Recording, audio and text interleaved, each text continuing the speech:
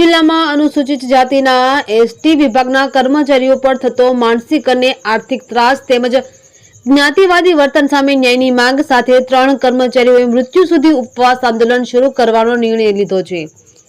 મળતી માહિતી મુજબ વિભાગીય સ્તરે અનુસૂચિત જાતિના કર્મચારીઓની અન્યાયપૂર્ણ બદલી કરવામાં આવી છે, જે કાનૂની નિયમો વિરુદ્ધ હોવા છતાં ફરિયાદો અને રજૂઆતો બાદ પણ યોગ્ય પગલાં લેવામાં આવ્યા નથી। આ ત્રાસથી વ્યતીત થઈ 3 કર્મચારીઓ પરેશ મનુભાઈ ચૌહાણ, મનીષા કાંતિભાઈ વાળા અને અનિલ ભીખાભાઈ વાળાએ 1 સપ્ટેમ્બર 2025ના રોજ ઝેરી દવા પી આત્મહત્યા કરવાનો પ્રયાસ કર્યો હતો। ત્રણેયને તાત્કાલિક સારવાર માટે અમરેલી સિવિલ હોસ્પિટલમાં ખસેડવામાં આવ્યા હતા, જ્યાં સારવાર બાદ 3 સપ્ટેમ્બર 2025ના રોજ તેમને રજા આપવામાં આવી હતી। હોસ્પિટલમાંથી રજા મેળવ્યા બાદ પીડિતોએ અમરેલી કલેક્ટર કચેરીના પંટાનગરમાં મૃત્યુ સુધી ઉપવાસ આંદોલન શરૂ કરવાનો સંકલ્પ જાહેર કર્યો છે। પીડિત કર્મચારીઓનો આક્ષેપ છે કે તેઓ અનુસૂચિત જાતિમાં આવતા હોવાથી તેમના પર ભેદભાવ રાખી બદલી તથા માનસિક ત્રાસ આપવામાં આવી રહ્યો છે। તેમણે સ્પષ્ટ કર્યું છે કે ન્યાય નહીં મળે ત્યાં સુધી તેઓ ઉપવાસ ચાલુ રાખશે। આ મામલે સ્થાનિક ધારાસભ્ય કૌશિકભાઈ વેકરિયા પણ હોસ્પિટલમાં મુલાકાતે પહોંચ્યા હતા અને પીડિતાઓનો પ્રશ્નો કલેક્ટર સમક્ષ રજૂ કર્યા હતા। તેમ છતાં અત્યાર સુધી ફરિયાદ નોંધાયેલી નથી। આંદોલનકારી કર્મચારીઓએ માંગ કરી છે કે અન્યાયપૂર્ણ બદલી રદ કરી યોગ્ય ન્યાય આપવામાં આવે, નહીં તો તેઓ આંદોલનને વધુ તીવ્ર બનાવશે। રિપોર્ટર મૌલિક દોશી, અમરેલી। जय भीम नव उदय कौशिकभाई वेकरिया अँ सिविल दरमियान राउंड जे मारवा आवे तपास करवा तपास दरमियान આવ્યા છે। હવે આપણે પીડિતોની મુલાકાત લઈ છે એ જોઈએ।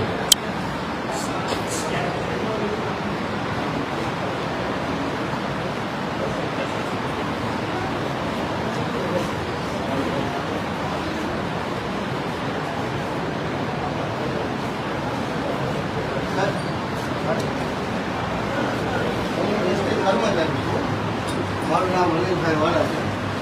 બીજો એક કર્મચારી અમારા દલિત સમાજનો છે મનીષભાઈ વાળા, એક પરેશભાઈ ચૌહાણ। અમે ત્રણેય આજે 2 દિવસ થઈ ગયા, ત્રીજો દિવસ છે। અમે જ્ઞાતિવાદી અધિકારીઓ અમારા વ્યક્તિના અમારી જ્ઞાતિવાદ રાખી અને અમને માનસિક ત્રાસ આપી અને કાયદેસર અમને અમારી અનલીગલી બદલી કરેલ છે। તો અમે આત્મહત્યાનો પ્રયાસ કર્યો છે, દવા પીધી છે ત્રણેય। આજે 3 દિવસ થઈ ગયા, પોલીસ ફરિયાદ લેવાનું છે। આવે છે તો જાણવા જો। હવે તમને તો અમે મત દઈ તમારી ઉપર વિશ્વાસ રાખી તમને પ્રતિનિધિ બનાવ્યા છે। તમને તો કાયદાનું દરેક ભાન હોય એટલે અમે તમને મત આપ્યા। દલિત અનુસૂચિત જાતિના કર્મચારીને તો કોઈ પણ વ્યક્તિને માનસિક ત્રાસ આપવો એટ્રોસિટી એક ગુનો બને છે, તો પોલીસ એટ્રોસિટી દાખલ કરવાની ના પાડે છે। આજે તમે હાજર તમે આવ્યા છો તો તમારો ખૂબ ખૂબ આભાર। પણ અમે તમે અમારા પ્રતિનિધિ છે, અમે તમારી ઉપર એવો વિશ્વાસ રાખી દીધો। અમને અમારી અત્યારે અન્યાય થાય છે, પોલીસ ફરિયાદ લેતી નથી, તો તમે અત્યારે અમારી એફઆઈઆર એટ્રોસિટી દાખલ કરવા માટે ખાલી પોલીસને અત્યારે જાણ કરો ને અત્યારે લઈ જાય। 24 કલાકનો નિયમ હોય છે કે પોલીસ ફરિયાદ લેવા આવે। આજે 48 કલાક ઉપર થઈ ગઈ, અમને રજા દેવા ઉપર છે, અમારી તબિયત સારી થઈ ગઈ છે, તો હજી પોલીસ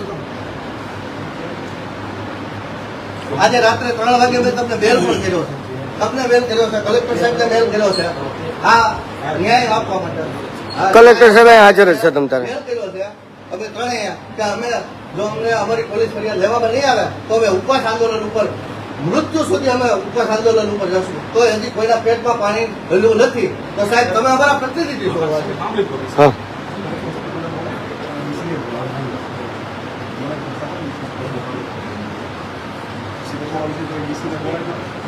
સાહેબ ડીસી તો અમારા વિરોધ અત્યારે પ્રથમ અત્યારે અમારી અમે જે માનસિક ત્રાસના લીધે અમે જે આત્મહત્યાનો પ્રયાસ કર્યો છે, પ્રથમ વસ્તુ અમારી એફઆઈઆર ડીસી ફરિયાદ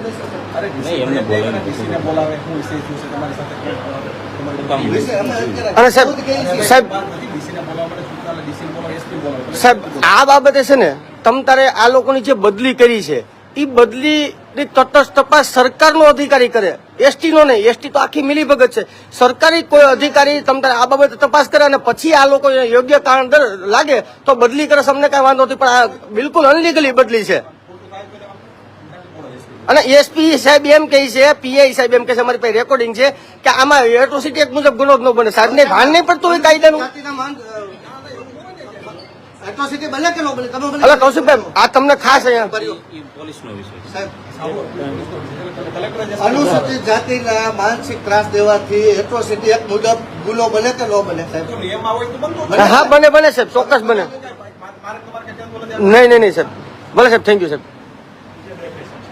હવે આપણે અહીંયા આપણા અમરેલીના લોક લાડીલા એવા ધારાસભ્ય કૌશિકભાઈ વેકરિયા જે અહીંયા આવ્યા હતા આજે સિવિલને મુલાકાતે, તો આજે 3 દિવસથી કોઈ પણ પોલીસ અહીંયા ફરિયાદ લેવા નહોતો આવતું. માત્ર એવું કહે છે કે અહીંયા જાણવા જોગ દાખલ થાય. હવે અનુસૂચિત જાતિ સમાજના 3 વ્યક્તિ આજે તમને કહું મરવા મજબૂર થાય છે, દવા પી જાય છે, બરોબર, છતાં પોલીસના પેટનું પાણી હલતું નથી. તો આ જે અધિકારીઓ છે, અધિકારીઓને છાવરવા એ જ પોલીસનું કામ છે. પોલીસને એવી ભાન નથી પડતી કે કાયદાને દાયરામાં રહીને આપણે કામ કરીએ. જ્યારે હોય તે ચાપલુસી કરવાની. એટલે આ જે નાટકો છે એ નાટકો બંધ કરે. બાકી અંતે અમારા મૃત્યુ સુધી કલેક્ટર સાહેબને કચેરીને સામે ઉપવાસ ઉપર ઉતરવું પડશે. આજે કૌશિકભાઈ આવ્યા છે, કૌશિકભાઈ સૂચના આપી છે. હવે જોઈએ છે આજે આ લોકોને રજા દે ત્યાં સુધીમાં ફરિયાદ દાખલ થાય છે કે નહીં.